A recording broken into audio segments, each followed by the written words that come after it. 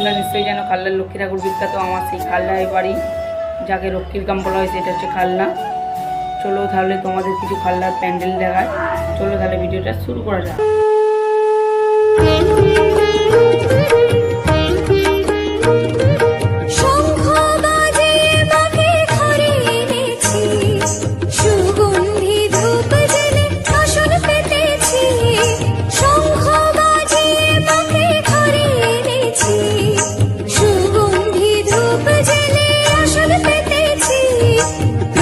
জেলে দিলাম তোমায় বরণ করে, আমারে ঘরে থাকো আলো করে।